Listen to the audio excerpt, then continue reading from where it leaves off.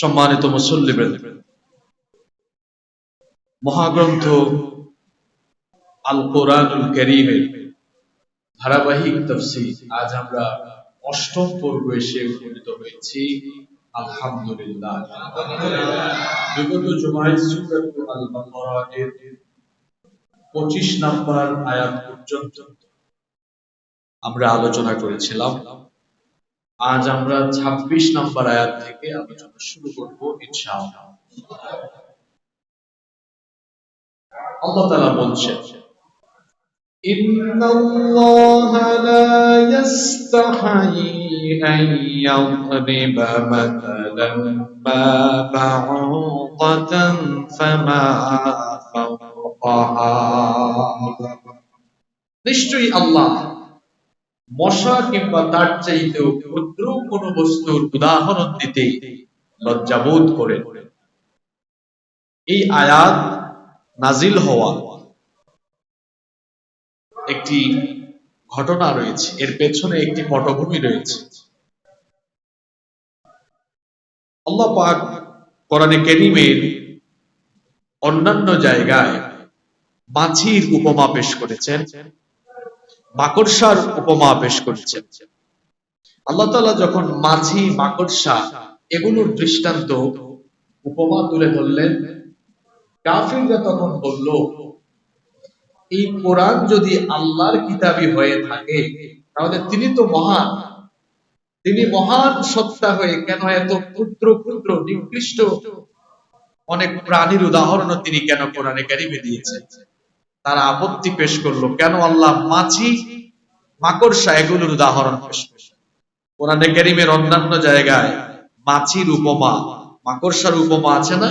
মাকড়সার নামে সূরাও আছে, আনকাবুত, সূরাতুল আনকাবুত। আনকাবুত মানে হচ্ছে মাকড়সা। কোরআনুল কারীমের 29 নম্বর সূরা, সূরা আনকাবুতের 41 নম্বর আয়াতে আল্লাহ তাআলা বললেন, মাসালুল লাযীনা ইত্তাখাযু মিন দুনিল্লাহি আউলিয়া কামাসালিল আনকাবুত ইত্তাখাযাত বাইতান ওয়া ইন্না আওহানাল বুয়ুতি লাবাইতুল আনকাবুত লাউ কানু ইয়ালামুন।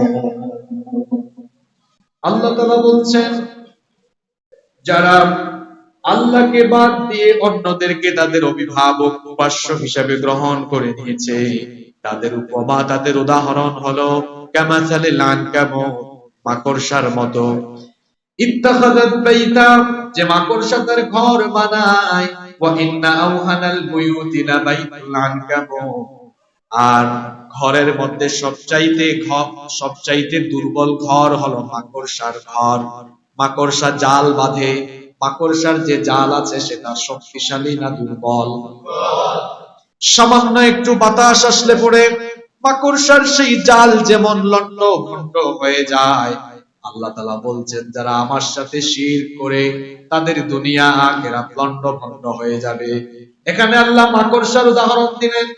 আবার কোরআনে কারীমের 22 নম্বর সূরা, সূরাতুল হাজের 73 নম্বর আয়াতে আল্লাহ তাআলা বলছেন, ইয়া আইয়ুহান নাসু দুরিবা মাসালুন ফাসতামিউ লাহু ইন্নাল্লাযীনা তাদউনা মিন দুনিল্লাহি লা ইয়াখলুকু বাবান ওয়ালাউ ইজতামাউ লাহু ওয়া ইয়াসলুবহুমুল যুবাবু শাইআন লা ইয়াসতামনিদুহু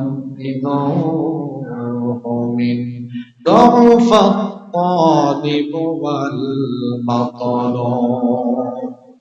আল্লাহ তাআলা বলছেন, হে মানব জাতি, তোমাদের জন্য একটি দৃষ্টান্ত, তোমাদের জন্য একটি উপমা পেশ করা হচ্ছে।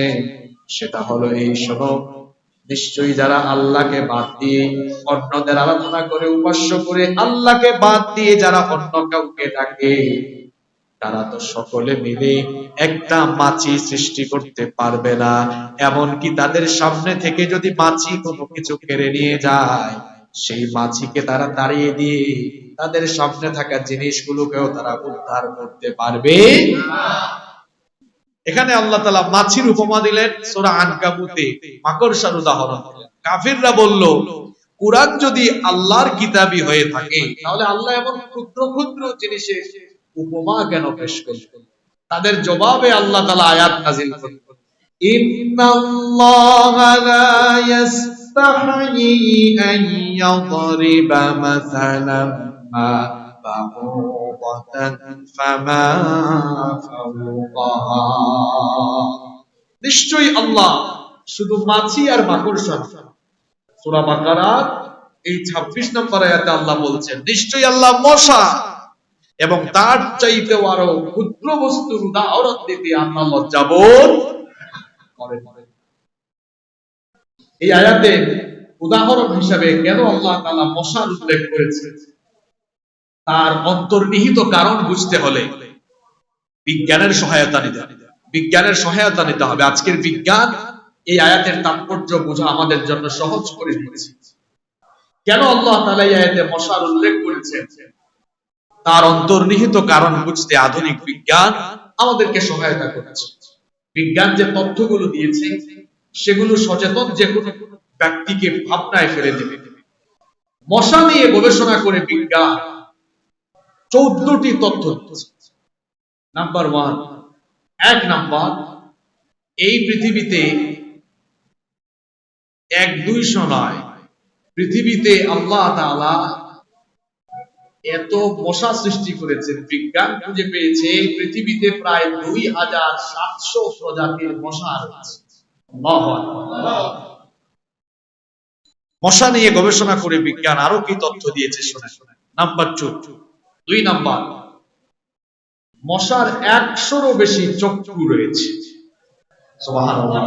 নাম্বার 3, এই ক্ষুদ্র প্রাণী মশা এর মুখের মধ্যে 48টা দাঁত রয়েছে। নাম্বার 4, একটি মশার 3টি হার্ট, 3টি পূর্ণ হৃদযন্ত্র রয়েছে। সুবহানাল্লাহ।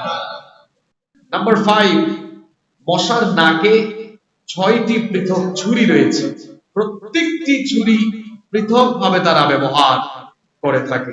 নাম্বার 7 নাম্বার 6 মশার শরীরে এক ধরনের ডিজিটাল এক্স-রে মেশিন রয়েছে, যা রাতের অন্ধকারে মানুষের চামড়াকে শনাক্ত করার কাজে তারা ব্যবহার করে।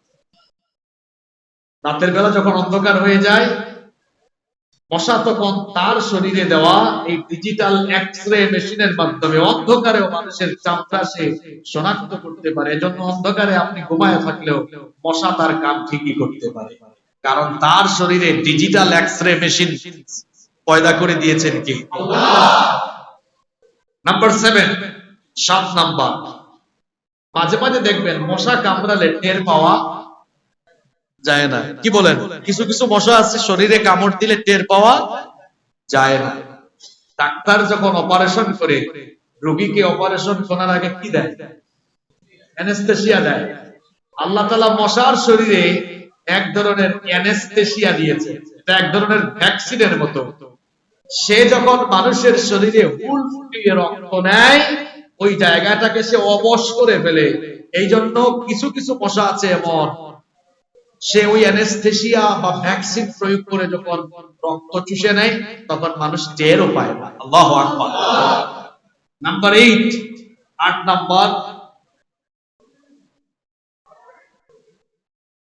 মশাকে রক্ত পরীক্ষার জন্য বিশেষ পরীক্ষাগার তাদেরকে আল্লাহ দিয়েছেন। এরা সব ধরনের রক্ত পছন্দ করে, তাদের পছন্দের কিছু রক্তের গ্রুপও আছে। নাম্বার 9,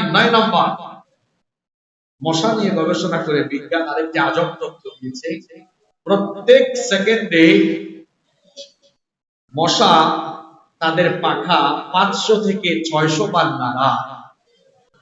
সুবহানাল্লাহ পড়তে ইচ্ছা করলো না। প্রতি মিনিটে না প্রতি সেকেন্ডে? এই যে ঘড়ির কাঁটায় সেকেন্ড টুনে, প্রতিটা সেকেন্ডে মশা 500 থেকে 600 বার তার পাখা নাড়া। সুবহানাল্লাহ। মশা কানের কাছে আসলে ভন ভন ভন ভন আওয়াজ হয় না? আওয়াজ হয় কিনা? তার পাখাকে সে নাড়াতে থাকে। নাম্বার 10, 10 নম্বর, মশা স্বাভাবিক সময়ে যত বেশি মানুষকে কামড়ায়, পূর্ণিমার সময়ে তার চাইতে 500 গুণ বেশি কামড়ায়। নাম্বার 11, 11 নম্বর, বিশ্বব্যাপী মানুষের মৃত্যুর জন্য সকল প্রাণীর মধ্য থেকে মশা সবচাইতে দামি। অন্যান্য প্রাণীর কামড়ে মানুষ এত বেশি মারা যায় না, মশার কামড়ে পৃথিবীতে মানুষ যত বেশি। কে বলেন ডেঙ্গু মশা, এডিস মশার কামড়ে মানুষ মারা যায় না? 12 নম্বর, মশা খুব ছোট, খুব ক্ষুদ্র একটা প্রাণী, কিন্তু সে 18 ফিট দূর থেকে তার টার্গেট সে ঠিক করতে পারে। সুবহানাল্লাহ। নাম্বার 13, 13 নম্বর, পুরুষের চেয়ে নারী মশারা বেশি দিন বাঁচে। পুরুষের চাইতে নারী মশার হায়াত বেশি। নাম্বার 14, 14 এবং সর্বশেষ হচ্ছে, মশার মতো আরেকটি ক্ষুদ্র পতঙ্গ আছে যারা মশা থেকে রক্ত সংগ্রহ করে। এই মশার কথা আল্লাহ সূরা বাকারার 26 নম্বর আয়াতে বলছেন। আল্লাহ তাআলা মশা কিংবা এর চাইতে ক্ষুদ্র কোন প্রাণী দিয়ে উপমা দিতে লজ্জাবোধ করেন, কারণ মশাও কার সৃষ্টি? এর মধ্যে নিদর্শন আছে না নাই? মশা সৃষ্টির কারণে তো অনেক মানুষের জীবিকার ব্যবস্থা হচ্ছে। মশা আছে বলেই তো মশারি ফ্যাক্টরিওয়ালা আর মশারি বিক্রেতাদের আয় রোজগারের ব্যবস্থা হচ্ছে। আর যারা কোয়েল বিক্রি করে, তারপরে যে মশা তাড়ানোর ব্যাট আছে না, স্প্রে আছে, অ্যারোসল আছে, আছে না? তাইলে মশা দিয়ে শুধু ক্ষতি হয় না, উপকারও হয়েছে। আল্লাহ তাআলা এই আয়াতে মশার উপমা কেন দিয়েছেন, এর একটা কারণ আছে। কারণটা হলো এই তাফসীর ইবনে কাসিরের ভেতরে আল্লামা ইমাম ইবনে কাসির রাহিমাহুল্লাহ এই আয়াতের ব্যাখ্যা চমৎকার করেছেন। তিনি বলছেন, মশা ততক্ষণ বাঁচে যতক্ষণ পেটে ক্ষুধা থাকে, যখন সে মোটা তাজা হয়ে যায় তখন সে মারা যায়। কথা বুঝেন নাই? মশার ক্ষুধা থাকে যতক্ষণ বেঁচে থাকে ততক্ষণ, মোটা তাজা হলেই সে কি হয়? যারা অন্যায় ভাবে মানুষের মাল লুটপাট করে, এরাও মোটা তাজা হলে বেশি দিন বাঁচে না। দেখেন নাই, অন্যায় ভাবে যারা মানুষের মাল খেয়ে জনগণের সম্পদ লুটপাট করে, দেশকে লুটপাট করে গিলে ফেলেছে, হাজার হাজার কোটি টাকা সম্পদের পাহাড় বানিয়েছে, ভেবেছে সারা জীবন সুখ করবে, আখিরাতের আযাবের আগেই দুনিয়ায় শুরু হয়েছে কি হয় না? জোরে বলেন, শুরু হয়েছে কি হয় নাই? নাফরমানরা হলো মশার মতো। নাফরমানরা কিসের মতো? মশার মতো। আল্লাহ কি সুন্দর উপমা দিয়েছে। নাফরমানরা হলো মশার মতো। মশা যখন মোটা তাজা হয়ে যায়, মোটা তাজা হলে যেমন তার মরার টাইম আসে, দুনিয়া ঘুরে না, নাফরমানরাও যখন মোটা তাজা হয়ে যায় তখন তাদের পতনের সময় এসে যায়। দেখেন তাই 15 বছরে যারা মোটা তাজা হয়েছে, বেশি মোটা তাজা হওয়ার কারণে তাদের এই পতন বা মরণ কামড়ের সময় এসেছে।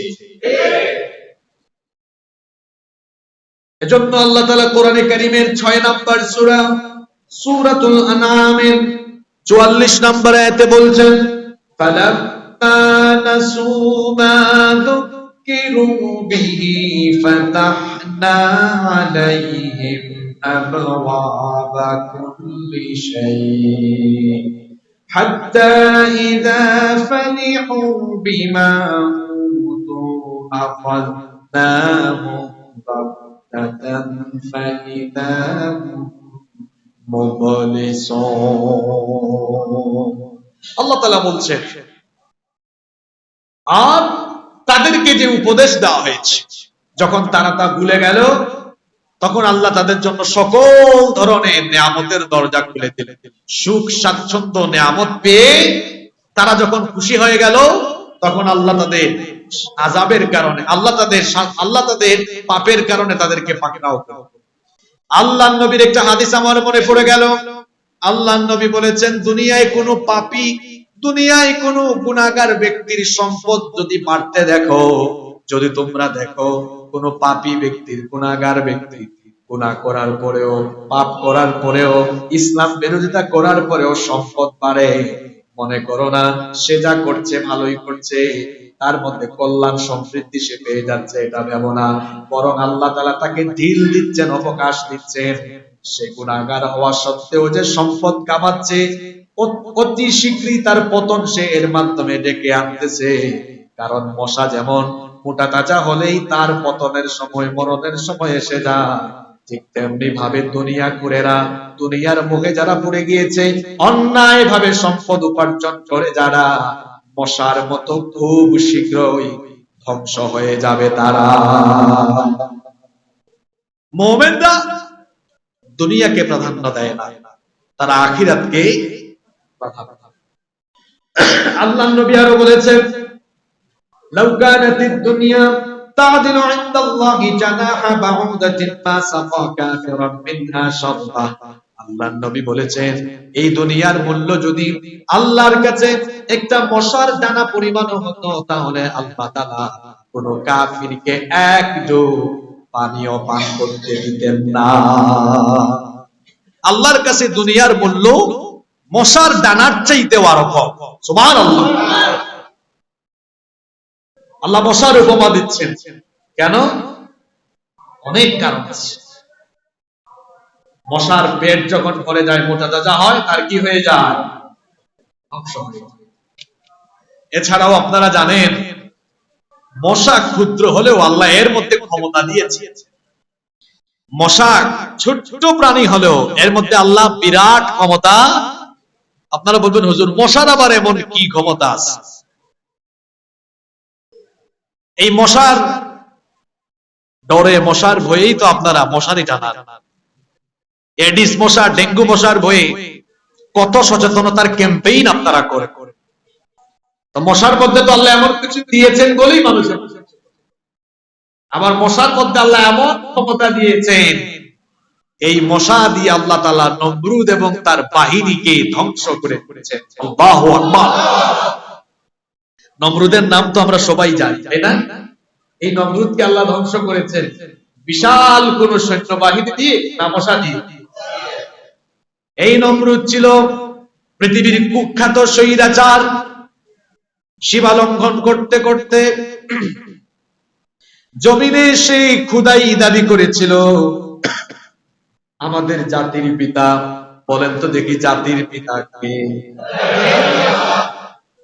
জাতির পিতা জোর করে হওয়া যায় না, জোর করে জাতির পিতা কাউকে বানিয়েও দেওয়া যায় না, জোর করে জাতির পিতা হওয়া যায় না। জাতির পিতা ইব্রাহিম খলিলুল্লাহকে যিনি বানিয়েছেন তিনি কে? এই নমরুদ আমাদের জাতির পিতা। ইব্রাহিম আলাইহিস সালাম এবং তার অনুসারীদেরকে অনেক বেশি কষ্ট দিয়েছিল, যন্ত্রণা দিয়েছিল, নির্যাতন নিপীড়নে তাদেরকে কষ্ট করেছিল।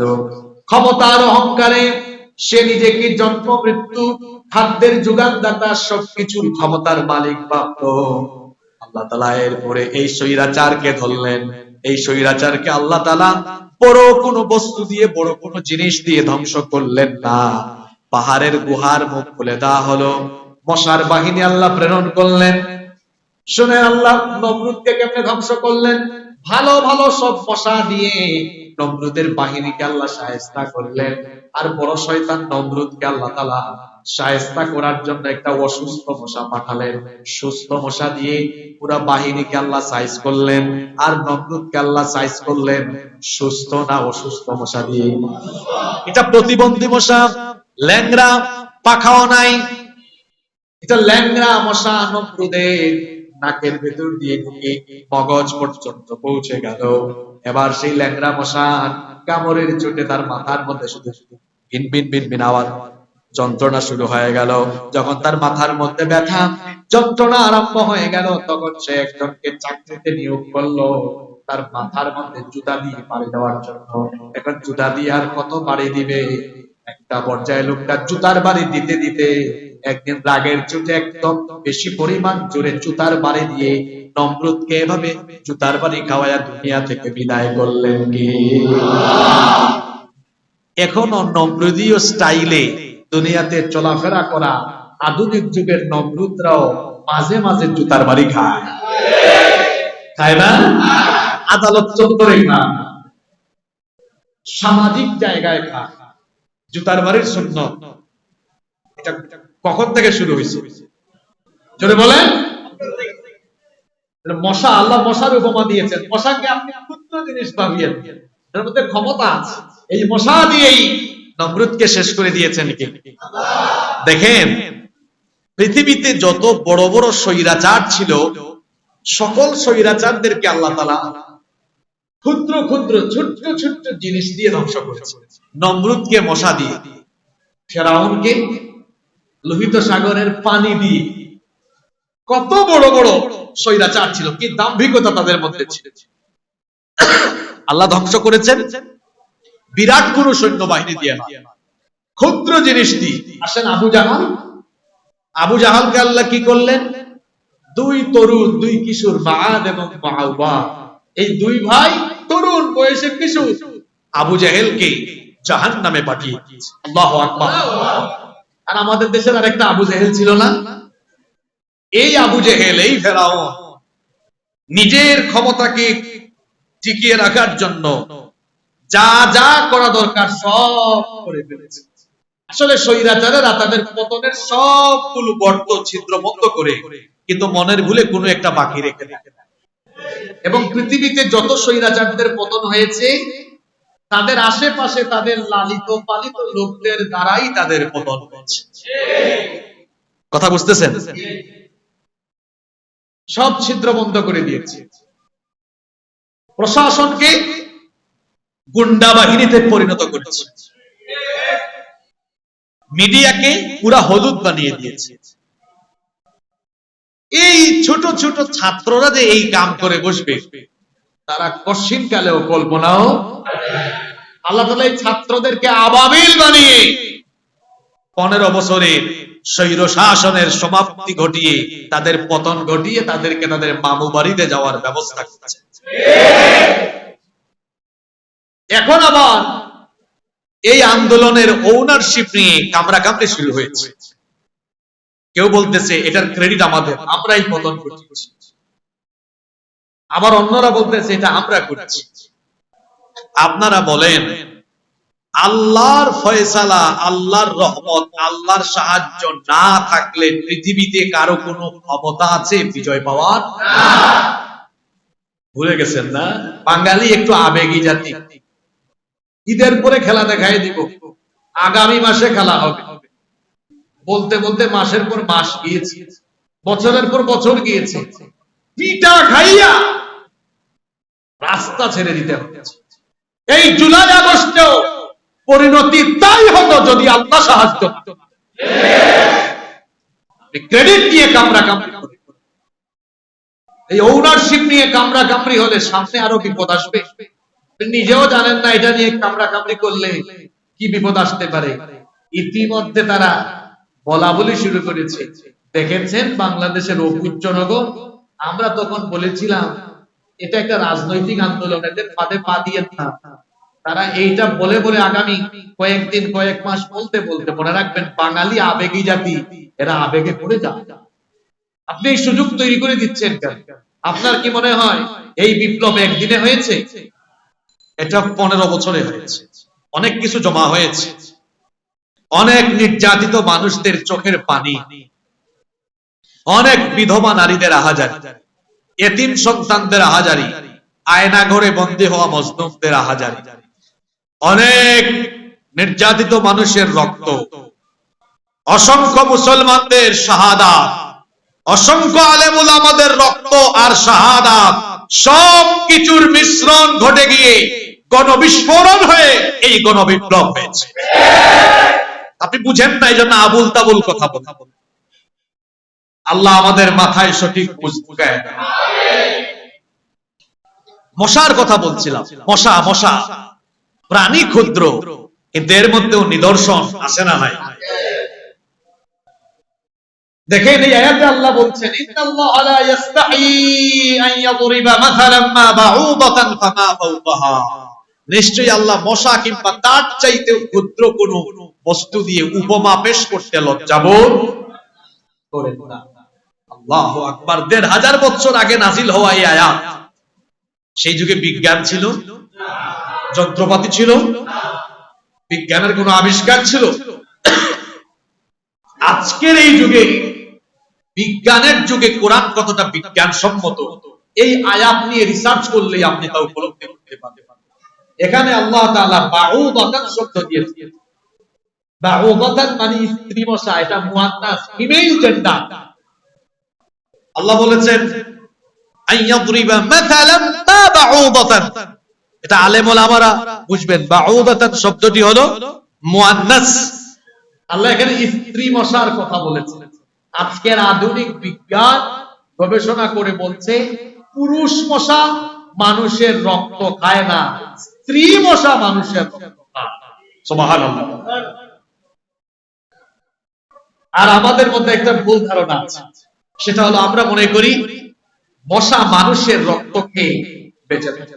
না, মশা মানুষের রক্ত খেয়ে বেঁচে থাকে না, বরং বেঁচে থাকার জন্য তারা বিভিন্ন ফলমূল থেকে জুস হিসাবে খাদ্য গ্রহণ করে।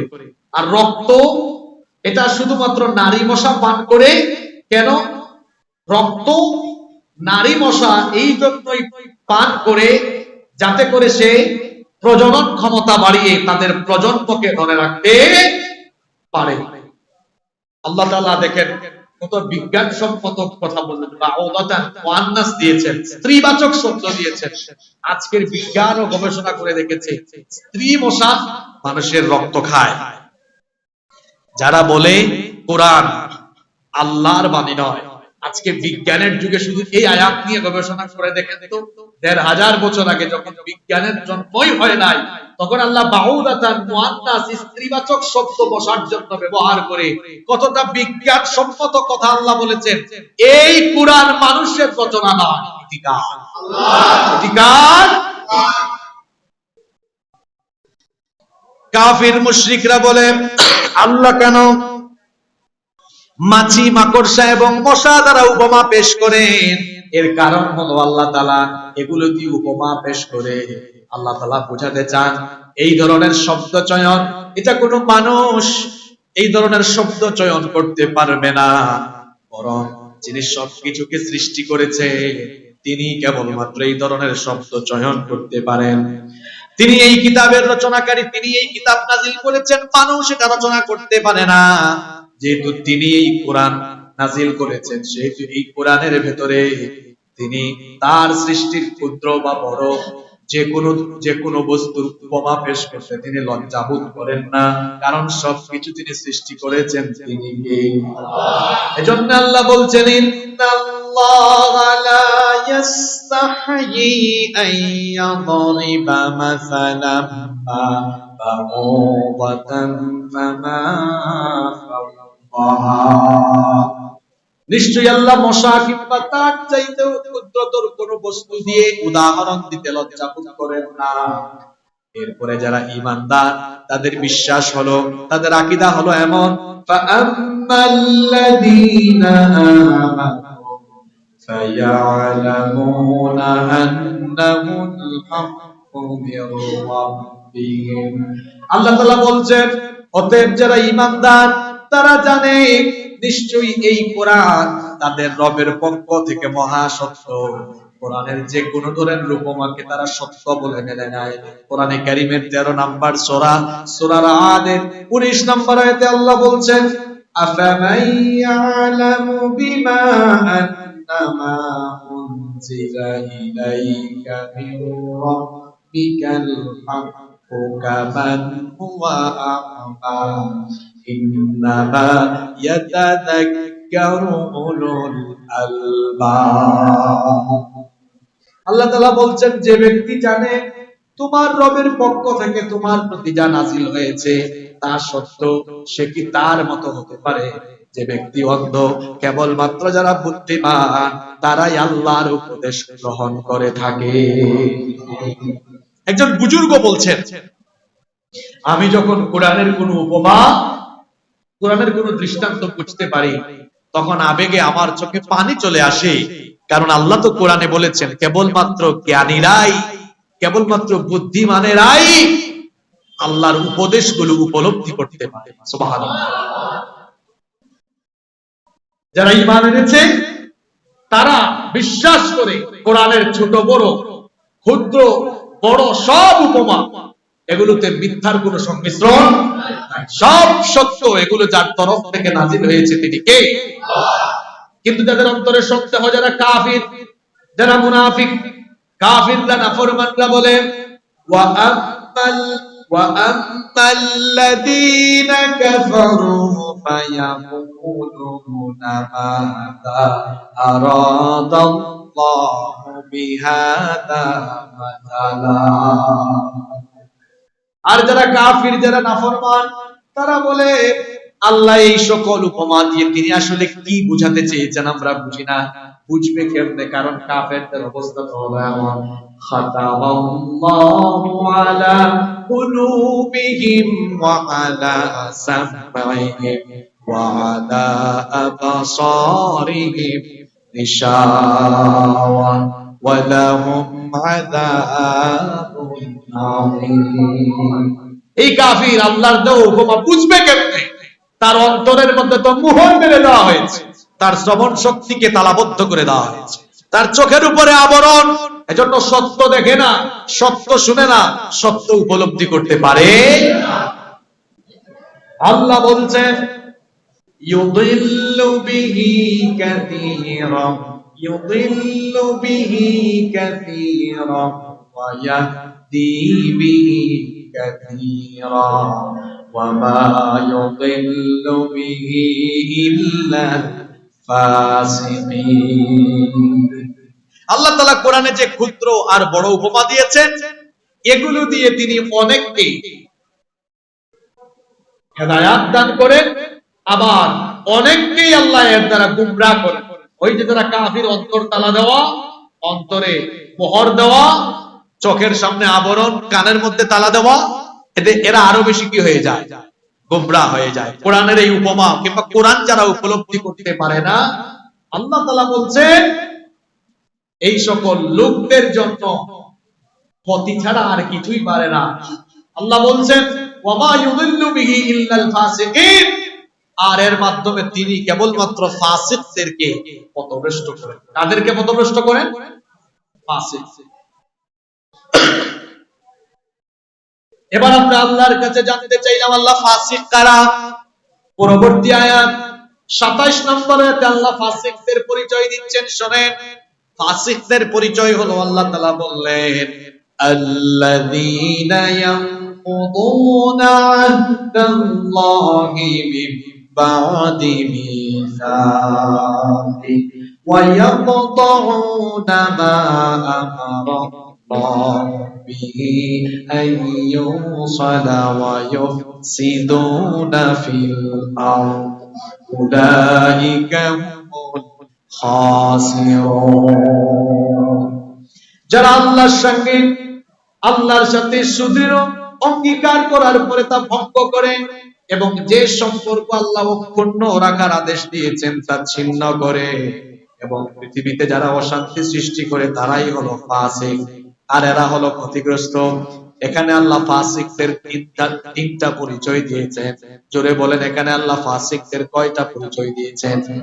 তিনটা পরিচয়। শুনেন, আমরা যেন এর ভিতরে পড়ে না যাই। এক, যারা আল্লাহর সাথে করা ওয়াদা ভঙ্গ করেছে। প্রশ্ন হলো আল্লাহর সাথে আবার কি ওয়াদা? মুফাসসিরিনে কেরাম এর তিনটা ব্যাখ্যা করেছেন। নাম্বার 1, এক নাম্বার, এটা হচ্ছে আল্লাহর সাথে বান্দার সেই ওয়াদা যেটা আল্লাহ নবী রাসূল পাঠিয়ে মানুষকে জানিয়েছেন। আল্লাহ যেটা আদেশ করেছেন সেটা মানো, যেটা নিষেধ করেছেন সেটা বর্জন করো। ঈমান আনলে পরে আল্লাহর এই আনুগত্যের পথে নিজেকে পরিচালিত করতে হয়। এই আনুগত্য থেকে বের হয়েছে যারা আল্লাহর সাথে কৃত ওয়াদাকে ভঙ্গ করে দিয়েছে তারা। আবার মুফাসসিরগণ 2 নাম্বার ব্যাখ্যা দিয়েছেন, এটা হলো আহলে কিতাবদের কাছ থেকে নেওয়া, তাওরাতে নেওয়া অঙ্গীকার। সেটা হলো নবী করিম সাল্লাল্লাহু আলাইহি ওয়াসাল্লামের আগমনের পরে তাকে সত্য নবী হিসেবে মেনে নেওয়া এবং তার রিসালাতের উপর ঈমান আনয়ন করা। এই ওয়াদা আল্লাহ তাওরাতে করেছেন। আহলে কিতাবের যে সকল লোকেরা আল্লাহর সাথে ওয়াদা করার পরে তা ভঙ্গ করেছে, এখানে তাদেরকেও ফাসিক বলা হতে পারে। আমার মুফাসসিরগণ এই আয়াতের 3 নাম্বার ব্যাখ্যা করেছেন, এটা হলো সেই ওয়াদা রূহের জগতে বান্দা আল্লাহর সাথে যে ওয়াদা করেছিল। আমরা দুনিয়াতে আসার আগে মায়ের পেটে ছিলাম, মায়ের পেটে আসার আগে আমরা রূহের জগতে ছিলাম। রূহের জগতে আল্লাহ আমাদের কাছ থেকে একটা ওয়াদা নিয়েছেন। রূহের জগতে আল্লাহ আমাদের কাছ থেকে একটা ওয়াদা নিয়েছেন। সেটা কেমন ওয়াদা?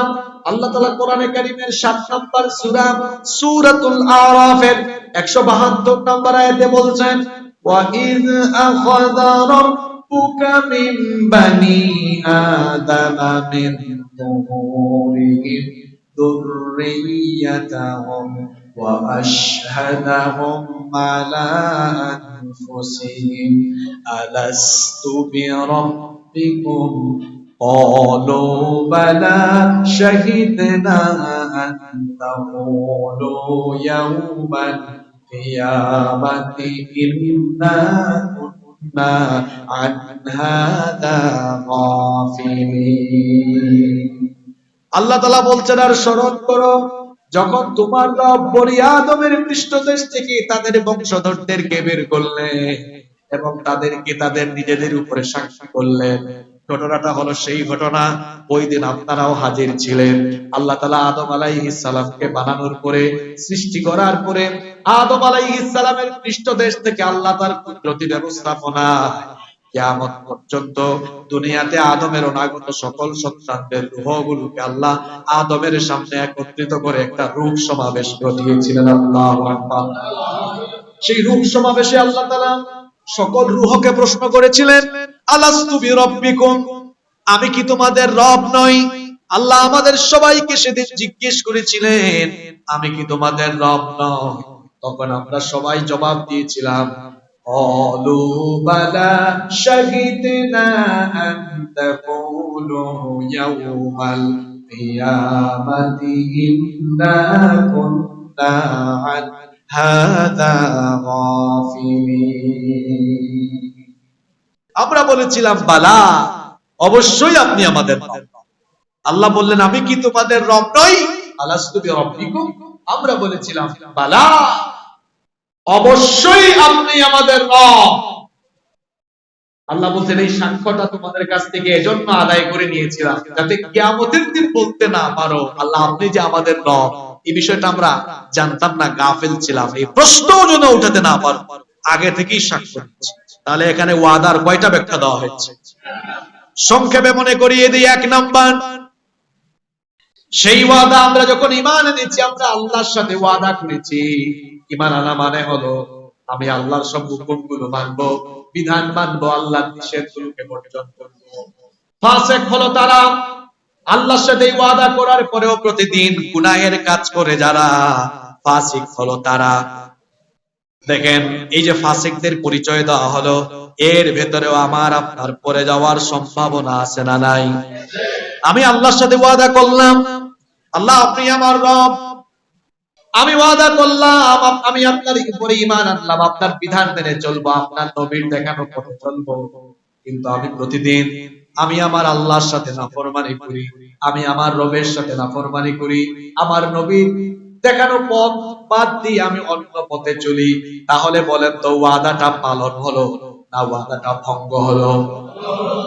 আল্লাহ তাআলা সেই কথাই বলছেন, যারা ওয়াদা ভঙ্গ করে এরা হলো ফাসিক। যারা ওয়াদা রক্ষা করে না, আল্লাহর সাথে কৃত চুক্তি যারা ভঙ্গ করে, এরা হলো ফাসিক। অপরদিকে মুমিন হলো তারা। আল্লাহ সূরা রা'দের মধ্যে মুমিনদের পরিচয় বড় সুন্দর করে তুলে ধরলেন। সূরা রা'দের 21 নাম্বার 20 নাম্বার আয়াত থেকে আল্লাহ বলছেন, মুমিনের পরিস্থিতি হলো এমন, আল্লাযীনা ইউফুনা বিআহদিল্লাহি ওয়া লা ইয়ানকুতুনাল মিসাক। মুমিন হলো তারা আল্লাহর সাথে করা ওয়াদা অঙ্গীকার পূর্ণ করে যারা, এবং তারা প্রতিজ্ঞা কখনো ভঙ্গ করে না। আল্লাহ তাদের পরিচয়, তাদের গুণাবলী এখানে বর্ণনা করলেন। والذين يصلون ما أمر الله به أن يوصل ويخشون ربهم ويخافون سوء الحساب। তাদের গুণাবলী হলো আল্লাহ যে সম্পর্ক অটুট রাখার আদেশ দিয়েছেন তারা সেই সম্পর্ক অটুট রাখে এবং তারা তাদের রবকে ভয় করে। মুমিনরা ভয় করে কাকে? এবং তারা আখিরাতের মন্দ হিসাব, আখিরাতের খারাপ হিসাব থেকে সব সময় নিজেদেরকে বাঁচিয়ে রাখার জন্য তারা সব সময় আশঙ্কাজনক অবস্থায় থাকে। তাদের গুণাবলী হলো ওয়াল্লাযীনা সাবারু ইবতিগা ওয়াজহি রাব্বিহিম ওয়া আকামুস সালাতা ওয়া আনফাকু মিম্মা রাযাকনাহুম সিররান ওয়া আলানিয়াতান ওয়া ইয়াদরাউনা বিল হাসানাতিস সাইয়্যিআতি উলাইকা লাহুম উকুবাদ দার। যারা তাদের রবের সন্তুষ্টির উদ্দেশ্যে সবর করে, সালাত কায়েম করে এবং আমি তাদেরকে যে রিজিক দিয়েছি তা থেকে তারা গোপনে এবং প্রকাশ্যে আল্লাহর রাস্তায় ব্যয় করে, ভালো কাজের মাধ্যমে মন্দকে তারা দূরীভূত করে, আর সেই সকল মুমিনদের জন্য রয়েছে আখিরাতের শুভ পরিণাম। সেই শুভ পরিণামটা কি আল্লাহ বলছেন? সেটা হলো জান্নাতু আদনিন ইয়াদখুলুনাহা ওয়া মান সালাহা মিন আবাইহিম ওয়া আযওয়াজিহিম ওয়া যুররিয়াতিহিম ওয়াল মালাইকাতু ইয়াদখুলুনা আলাইহিম মিন কুল্লি বাব। আর সেই পরিণাম হলো স্থায়ী জান্নাত, যেখানে তারা, তাদের পিতৃপুরুষ, তাদের স্ত্রী এবং তাদের সন্তানরা, যারা সৎকার, যারা সৎ ব্যক্তি ছিল তারা সেখানে প্রবেশ করবে। আর ফেরেশতারা তাদেরকে সংবর্ধনা দিয়ে দিয়ে জান্নাতের প্রত্যেকটি দরজা দিয়ে তাদেরকে নিয়ে জান্নাতে প্রবেশ করবে। ফেরেশতারা তাদেরকে কিভাবে সংবর্ধনা দিবে আল্লাহ বলছেন, সালামুন আলাইকুম বিমা সাবারতুম ফানি'মা উকবাদ দার। ফেরেশতারা বলবে তোমাদের উপরে সালাম, কারণ তোমরা ধৈর্য ধারণ করেছিলে, আর উত্তম আবাসস্থল হিসাবে পরকালের এই আবাস তোমাদের জন্য কতই না উত্তম। সুবহানাল্লাহ। এখানে কাদের পরিচয় দেওয়া হচ্ছে? যারা আল্লাহর সাথে করা ওয়াদা পরিপূর্ণ করেছে। আমরা আল্লাহর সাথে ওয়াদা করেছিলাম, আমরা কি সেই ওয়াদা পূরণ করতে পারবো? ইনশাআল্লাহ। আওয়াজ তো ছোট হলো, পারবো? কি ওয়াদা করেছেন? 24 ঘন্টা আনুগত্য করবেন কার? এই ওয়াদা পূরণ করবে যারা এই আয়াতগুলোতে উল্লেখিত নিয়ামত পেয়ে যাবে তারা। সুবহানাল্লাহ।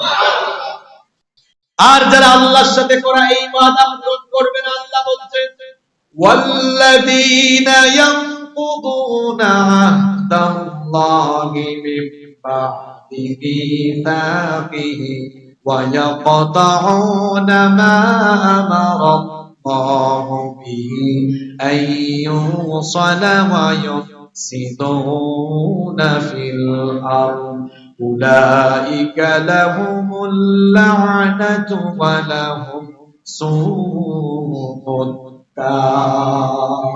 আল্লাহ তাআলা বলছেন, আর যারা আল্লাহর সাথে করা সেই ওয়াদা ভঙ্গ করে এবং আল্লাহ যে সম্পর্ক অটুট রাখার আদেশ দিয়েছেন সেই সম্পর্ক যারা ছিন্ন করে এবং যারা জমিনে ফাসাদ সৃষ্টি করে, তাদের জন্য লানত এবং তাদের জন্য রয়েছে আখিরাতের মন্দ নিবাস অর্থাৎ জাহান্নাম। সুতরাং আল্লাহর সাথে করা ওয়াদা ভঙ্গ করবে যারা, জাহান্নামের অধিবাসী হবে তারা। এজন্য আল্লাহ সূরা বাকারার পরবর্তী আয়াত 27 নম্বর আয়াতের মধ্যে এই কথা বললেন, আল্লাযীনা ইয়ানকুদুনা আহদাল্লাহি মিন বা'দি মিসাকিহি ওয়া ইয়াকতাউনা মা আমারা আল্লাহু বিহি আন ইউসালা ওয়া ইউফসিদুনা ফিল আরদ উলাইকা হুমুল খাসিরুন। ফাসিক হলো তারা আল্লাহর সাথে করা ওয়াদা ভঙ্গ করে যারা, এবং আল্লাহ যে সম্পর্ক রাখার আদেশ দিয়েছেন, কোন সম্পর্ক? আল্লাহর সাথে বান্দার সম্পর্ক হলো, বান্দা হলো আবেদ ইবাদতকারী, আল্লাহ হলেন মাবুদ। বান্দার সাথে আল্লাহর সম্পর্ক হলো, সূরা ফাতিহায় আল্লাহ বলেছেন তোমার সাথে আমার সম্পর্ক হলো তুমি ইবাদত করবে আমার, সাহায্য চাইবে আমার কাছে, ইয়াকা না'বুদু ওয়া ইয়াকা নাস্তাঈন। এটা হলো আল্লাহর আর বান্দার মাঝের সম্পর্ক। এজন্য সূরা ফাতিহার এই আয়াত পড়লে পরে আল্লাহ নামাজের ভেতরে বান্দার এই আয়াতের জবাব দেন, হাদা বাইনি ওয়া বাইনা আবদি, এটা হলো আমার আর আমার বান্দার মাঝে সম্পর্ক। আল্লাহ এই সম্পর্ক অটুট রাখার কথা বলেছেন। আল্লাহ বলেছেন তোমার সাথে তোমার প্রতি আদেশ হলো তুমি যে আমার গোলাম, তুমি যে আমার গোলাম, তুমি যে আমার ইবাদতকারী, এই সম্পর্ক অটুট রাখো, অন্য কারো ইবাদত করো না। মুফাসসিরগণ আবার এই আয়াতের অন্য ব্যাখ্যা করেছেন, অর্থাৎ আল্লাহ যে আত্মীয়তার সম্পর্ক রক্ষা করার কথা বলেছেন সেটাও রক্ষা করো। আমরা এই দুটোকে সংমিশ্রণ ঘটিয়ে দুটোর কম্বিনেশন করে বলতে পারি, অর্থাৎ আল্লাহর সাথে সম্পর্ক, বান্দার সাথে সম্পর্ক, দু ধরনের সম্পর্ক যারা ছিন্ন করে, দু ধরনের সম্পর্ক রক্ষা করা কার আদেশ? আল্লাহ বলছেন ফাসিক তারা এক নাম্বার আমার সাথে করা ওয়াদা ভঙ্গ করে যারা আমার ইবাদত বাদ দিয়ে শয়তানের ইবাদত আরম্ভ করে, দুই নাম্বার আল্লাহর সাথে সম্পর্ক, বান্দার সাথে সম্পর্ক যারা ছিন্ন করে, তিন নাম্বার হচ্ছে ওয়ায়ুফসিদুনা ফিল আরদ, পৃথিবীতে যারা ফাসাদ, সন্ত্রাস, বিশৃঙ্খলা সৃষ্টি করে। এই তিনটা কাজ, এটা মুমিনের নয়, এটা ফাসিকের। এই তিনটা কাজ মুমিনের না ফাসিকের? আল্লাহ বলছেন এই তিনটা কাজ যারা করবে উলাইকা হুমুল খাসিরুন, তারা ক্ষতিগ্রস্ত হয়ে যাবে, দুনিয়াতেও ক্ষতি, আখিরাতেও। আজকে আমরা 26 এবং 27 এই দুইটা আয়াত নিয়ে আলোচনা করলাম, যেখানে আল্লাহ প্রথমে মশার কথা বলেছেন। আজকে প্রথম আয়াত মশা নিয়ে ছিল না? প্রাণী ক্ষুদ্র, কিন্তু এটার ভেতরে নিদর্শন আছে না নাই? এই মশার উপমা দিয়ে আল্লাহ ইমানদারদের ইমান বাড়িয়েছেন আরো, আর কাফিরদের যাদের অন্তরে মোহর লাগানো, এদেরকে আল্লাহ আরো বেশি গুমরাহ করে দিয়েছেন। আর আল্লাহ তাআলা বলছেন যে যারা গুমরাহ হয় এরা ফাসিক, আর ফাসিকদের পরিচয় আল্লাহ এরপরে দিয়েছেন। ফাসিক কারা? আল্লাহর সাথে করা ওয়াদা ভঙ্গ করে যারা। আমরা আল্লাহর সাথে যে ওয়াদা করে এসেছি, কি ওয়াদা? আমরা আমাদের রবকে মেনে নিয়েছি, আমরা বলেছি আমরা শুধু ইবাদত করব কার? আল্লাহ। এই ওয়াদা করেছি আমরা। আমাদের ওয়াদা হলো আমরা আল্লাহর দেখানো, আমরা আল্লাহর আনুগত্য করে রাসূলের দেখানো পথে আমরা চলব। এই ওয়াদা ভঙ্গ করে দিলে মুমিন থাকা যায় না। এই ওয়াদা ভঙ্গ করে দিলে ওই লোকটা কি হয়ে যায়? ফাসিক হয়। আর যখনই সে ফাসিক হয়, ফাসিক থেকে ধীরে ধীরে সে কুফরির দিকে চলে যায়। এজন্য সত্যিকারের মুমিন হতে হলে এই ওয়াদা পূরণে প্রাণান্তকর প্রচেষ্টা প্রতিনিয়ত চালাতে হবে। আমরা যেন সত্যিকারের মুমিন হয়ে দুনিয়াতে বেঁচে থাকতে পারি, আর সত্যিকারের মুমিন হয়ে যেন আল্লাহর দরবারে হাজির হতে পারি। আল্লাহ সেই তৌফিক আমাদেরকে দান করুন। পরবর্তী আয়াত 28 নম্বর আয়াত, লম্বা আলোচনা শুরু হবে 28 নম্বর আয়াত থেকে। আল্লাহ আমাদেরকে বাঁচিয়ে রাখলে ইনশাআল্লাহ পরবর্তী আয়াত থেকে আমরা সামনে আলোচনা শুরু করব।